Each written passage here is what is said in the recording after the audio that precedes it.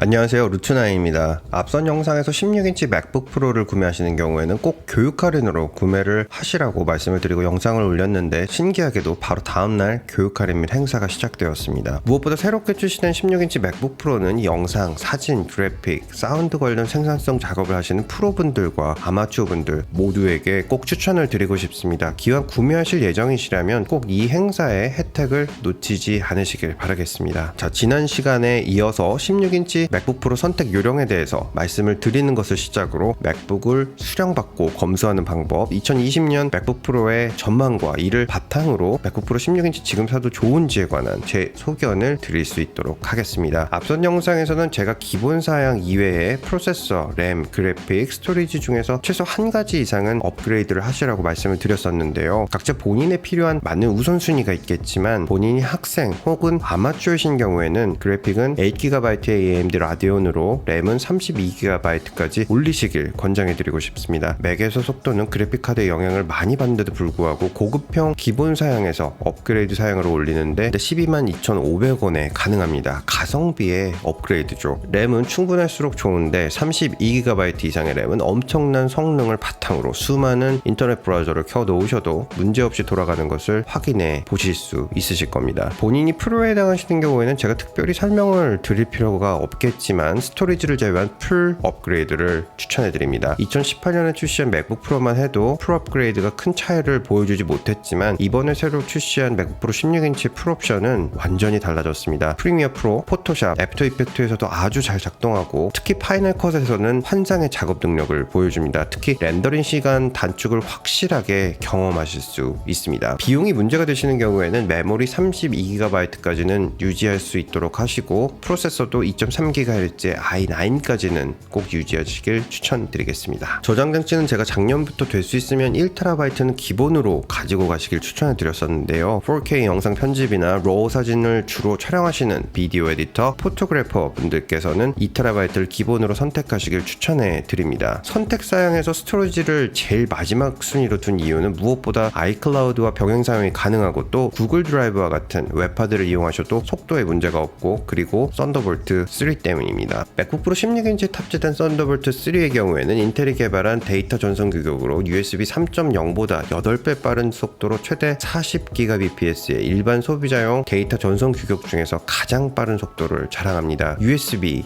HDMI를 따로 쓸 필요 없이 데이터와 영상 음성을 썬더볼트 하나로 전송할 수 있고 100W의 출력, 총 2대의 6K 모니터 또는 총 4대의 4K 모니터 연결을 지원합니다. 이렇게 빠른 속도를 지원하기 때문에 2018년 맥북 프로 출시와 함께 높은 사양의 외장 그래픽 카드를 연동 사용하시는 분들도 증가하고 있는데요. 초기에는 파이널 컷 프로가 외장 그래픽 카드를 지원하지 못해서 많은 관심을 받지 못했지만 파이널 컷 프로도 이제는 외장 그래픽을 문제없이 지원하기 때문에 맥북 프로의 최약점이었던 그래픽 카드 문제가 완벽히 해소되었다고 할 수 있습니다. 그리고 이 썬더볼트를 이용한 외장 하드 드라이브를 이용하시는 경우에 다양한 옵션이 있지만 시게이트의 자회사죠. 라스에서 작년 가을에 출시한 외장 SSD, 러그드 SSD 프로라는 모델의 경우에는 최대 전송 속도 2.8GBps를 자랑합니다. 또한 IP67 등급의 방수를 지원하고 다양한 충격 방지 장치를 통해서 물리적인 손상에도 끄떡이 없다고 합니다. 크기도 작아서 한 손으로 딱 들어오는 수준입니다. 가격은 1TB가 $399, 2TB가 $699입니다. 제가 이번에 2TB까지만 업그레이드를 한 이유가 여기에 있습니다. 이후에는 필요한 경우에 기존 쓰던 외장 장치를 사용하시거나 이렇게 프로급 외장 장치 사용이 가능하기 때문에 속도와 안정성을 모두 확보하실 수 있습니다. 썬더볼트 케이블은 USB-C 케이블과 선뜻 구분이 잘 가지 않지만 이 케이블을 사용하시면 기존 사용하시던 맥북과도 쉽게 연결할 수 있어서 무척 편리합니다. 맥북 프로 16인치를 사용하시는 분들은 썬더볼트 케이블 하나 정도는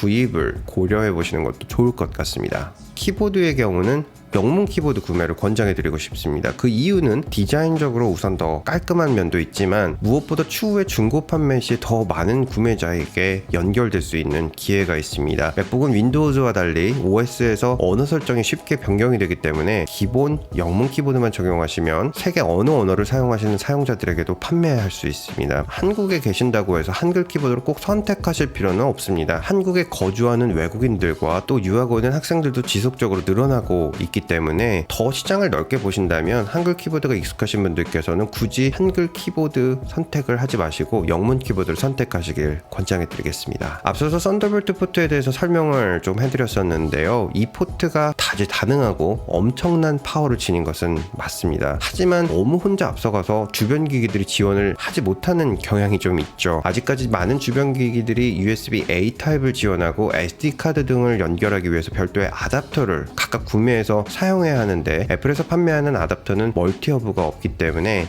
하나하나 구매하면 가격도 높고 효용성도 많이 떨어집니다. 애플이 멀티허브를 만들지 않는 이유는 무엇보다 발열했다는 화재 위험성 때문인데요. 가능하면 애플 정품 위에는 사실 사용하지 않는 것이 가장 좋습니다. 하지만 그래도 업무나 작업 특성상 어쩔 수 없이 사용을 해야 하는 부분이 있어서 대부분의 많은 유저분들께서는 멀티허브를 사용하시는데요. 아마존 기준으로 본인의 특성에 맞는 멀티허브가 정말 다양하게 나와 있습니다. 지금까지 한 5개 정도를 구매해서 사용해 보았는데요. 지금 우선 제가 사용하는 멀티허브는 포고사의 7in2 USB-C 허브 어댑터라는 제품을 사용하고 있습니다. 약 한 달 동안 사용하면서 아무런 문제 없이 잘 사용을 하고 있는데요. 멀티허브는 고르시기가 정말 어려운 게 비싸다고 성능이 좋은 게 아니고 높은 발열 때문에 고장이나 화재가 날 수도 있습니다. 그렇기 때문에 본인의 필요한 목적과 가격, 회사 정보, 제품 정보를 확인해 보시는 것이 무척 중요합니다. 휴대용 멀티허브는 크게 유선 타입과 맥북에 밀착되는 밀착형 타입이 있습니다. 밀착형 타입을 고르실 때는 반드시 2개의 포트를 모두 사용하는 제품을 추천드립니다. 외장 연결되는 유선 때문에 한 개의 포트를 지원하는 허브는 쉽게 손상될 수 있고, 무엇보다 과부하로 인한 문제들이 쉽게 나타날 수 있습니다. 주로 노트북 스탠드를 사용하시는 분들께 추천을 드립니다. 유선 타입은 대부분 선이 굉장히 짧기 때문에 스탠드를 이용하시는 분들에게는 추천드리고 싶지는 않습니다. 그리고 꿀팁 하나를 알려드리면요, 맥북 프로 사용하시면서 외장 모니터를 사용하실 때 갑자기 엄청난 발열과 스로틀링이 시작되는 경우가 있어서 문제가 있는 맥북으로 인식하시거나 혹은 맥북 프로 16인치도 아직까지 성능이 떨어진다 라고 오해하실 수 있는 부분이 있습니다. 자, 이러한 이유는 외장 모니터가 워낙 방대한 데 반해서 맥북의 기본 그래픽 카드인 인텔 UHD 그래픽 6302를 지원하지 못하기 때문입니다. 지원되는 모니터의 경우에는 문제가 없겠지만 외장 모니터 때문에 스로틀링 현상을 겪으시는 경우에는 에너지 절약 환경 설정 탭을 열어주시고 자동 그래픽 전환을 비활성으로 하시면 고성능 그래픽 카드로 연결이 되기 때문에 발열 없이 또 조용하게 사용하실 수 있습니다. 자, 맥북을 구매하시고 양품인지 어떻게 확인해야 하는 걸까요? 이에 대해서 제가 사용하는 검수 방법에 대해서 알려드리도록 하겠습니다. 자, 첫 번째, 우선 자기가 선택한 사양과 수령한 맥북 프로가 동일한 사양인지를 확인을 하셔야 합니다. 간혹 누락이 되는 경우가 있기 때문에 인보이스,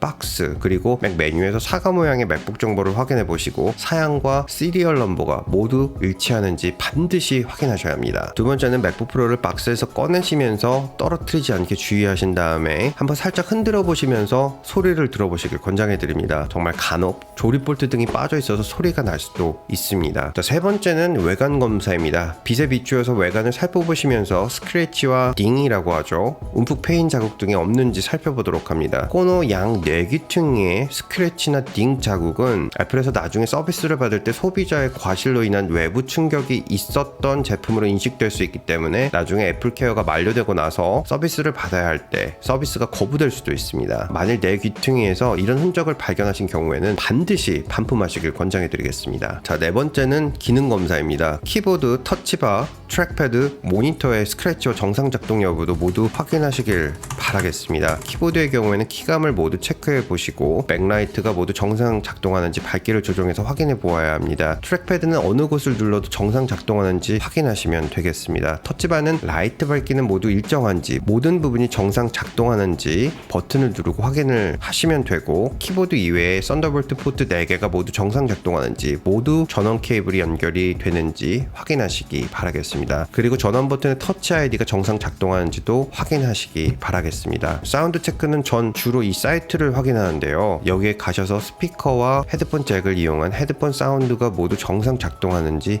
확인해 보시기 확인하시기 바라겠습니다. 자, 다섯 번째는 모니터 검사입니다. 모니터는 개인마다 차이가 있어서 이상 유무를 확인하기가 무척 어려운데요. 정말 쉽고 편리하게 모니터를 테스트해 볼 수 있는 웹사이트가 있습니다. 저는 주로 여기에서 데드픽셀을 포함해서 다양한 모니터 이상 유무를 확인하고 있습니다. 차례대로 가이드라인을 따라서 검사를 진행하시면서 이상 유무를 확인하시면 되겠습니다. 그리고 고스팅 현상 테스트는 이 사이트에서 확인이 가능합니다. 다만 비교하실 수 있는 다른 버전 혹은 다른 주사율을 지원하는 모니터가 없으시면 비교 확인하기가 어려운 단점이 있습니다. 앞선 영상에서도 말씀을 드렸지만 고스팅 현상은 실제로 문제가 된 것이라기보다는 60Hz 모니터의 특성일 가능성이 높습니다. 다만 잔상이 너무 신경 쓰이는 분들께서는 반드시 애플 서비스의 확인을 의뢰하셔서 정확한 확인 후에 사용하시길 권장해드리겠습니다. 여섯 번째는 외부 기기 연결 확인입니다. 와이파이, 블루투스 모두 연결이 잘 되는지 거리는 충분히 나오는지 확인해 봅니다. 최근 인터넷 서비스 업체에서 기가빗 인터넷 서비스를 지원을 하기 때문에 이더넷 사용을 하시는 분들이 다시 늘어나고 있는데요. 가능하시면 이더넷 연결도 잘 되는지 확인하시길 바라겠습니다. 일곱 번째는 배터리입니다. 배터리 앱을 사용하시는 경우에는 배터리 생산 일정을 확인하시고 충전 및 사용 사이클을 확인하셔야 합니다. 그리고 주로 데스크에서 사용하셔서 전원 코드를 항상 사용하시는 분들께서도 반드시 구매 후에는 완충 후 배터리로만 사용을 해보시고 배터리 소모 속도를 확인하시길 바라겠습니다. 자, 여덟 번째는 애플의 진단 프로그램 사용하기입니다. 애플에서는 매개 하드웨어 진단 프로그램을 지원하는데요. 이를 사용하기 위해서는 외장 연결을 모두 제거하시고 시스템 종료와 함께 다시 시동을 거시면서 D 버튼을 누르고 있으면 애플 진단 프로그램이 실행되면서 해당하는 내용을 확인하셔서 검사를 진행하시면 됩니다. 문제가 있다고 판단되는 경우에는 애플 서비스의 예약 전에 확인해 두시는 것도 좋은 방법입니다. 기타 14일 내로 문제를 발견하신 분들께서는 꼭 반품을 하시고 새롭게 주문하시길 권장해 드리도록 하겠습니다. 맥북 프로 16인치는 새로운 OS인 카탈리나를 사용합니다. 아직도 카탈리나를 지원하지 않는 서드파티 앱들이 있기 때문에 본인이 사용하시는 앱이 카탈리나를 지원하지 않는 경우에는 설치가 되지 않기 때문에 반드시 확인을 하셔야 합니다. 특히 카탈리나부터는 64비트 앱만을 지원하기 때문에 기존의 32비트만 지원하는 앱들은 일체 사용이 불가능합니다. 제가 예전에 카탈리나 업데이트를 될 수 있으면 나중에 하시라고 말씀을 드렸었는데요. 이 부분을 확인하셨으면 기존 모하비에서 업그레이드를 하셔도 좋을 것 같습니다. 다만 기존 버전의 필수로 사용하시는 앱들 중에서 카탈리나를 지원하지 않는 앱이 있다면 16인치 맥북 프로 구매는 문제가 될 요소가 있습니다. 구매 전에 이를 반드시 확인하시기 바라겠습니다. 자, OS가 카탈리나로 업데이트되면서 아이튠즈가 없어지고 동영상, 음악 등의 연결이 조금 복잡해졌습니다. 이미 많은 분들께서 사용하고 계시는 아이메이징을 강력히 추천드립니다. 또 맥북 프로에는 필수품이죠. 맥퍼사의 클린 마이 맥은 저장 공간, 레지스트리 정리 등 맥북 최저가 프로그램에는 단연 최고의 앱입니다. 이 두 프로그램은 맥북 유저라면 반드시 설치해야 하는 앱으로 아직 설치하지 않으신 분들에게는 강력하게 권장해 드리고 싶습니다. 자, 마지막으로 다음 맥북 프로를 살까 아니면 이번 행사하고 있는데 지금 살까 고민하고 계신 분들이 또 많으시죠. 여기에 대한 답은 굉장히 간단합니다. 우선 지금 정말 꼭 필요한가를 고려해 보시면 바로 답이 나오죠. 자, 대부분 지금 정말 꼭 필요하지 않으시기 때문에 지금 살까 나중에 살까 이런 고민을 하시게 되는데요. 지금 구매를 하시면 애플 에듀케이션 추가 이벤트를 연계해서 구매하실 수도 있습니다. 나중을 기다리시는 분들의 이유를 들어보면 첫 번째가 CPU입니다. 인텔의 10세대 아이스레이크가 출시되어서 이를 탑재한 맥북이 나올 수 있다고 판단을 하시는데요. 틀린 말은 아닙니다. 하지만 최적화라는 부분이 있죠. 우선 9세대와 10세대의 CPU 성능 차가 크게 나지 않고 무엇보다 최적화에 대한 우려, 그리고 무엇보다 맥북 프로는 성능에 있어서 그래픽과 램의 영향을 더 많이 받습니다. 대부분 영상 그래픽 작업을 하기 때문이죠. 그래서 새로운 CPU를 기다리시는 것은 그렇게 현명한 선택은 아닌 것으로 보입니다. 두 번째 이유는 와이파이 6인데요. 와이파이 6는 초기에는 오히려 독이 될 수 있습니다. 와이파이 6는 빠른 속도를 지원하는 것에 초점이 맞추어진 것이 아니라 안정성에 초점이 맞추어져 있습니다. 그리고 무엇보다 와이파이 6를 지원하는 라우터가 있어야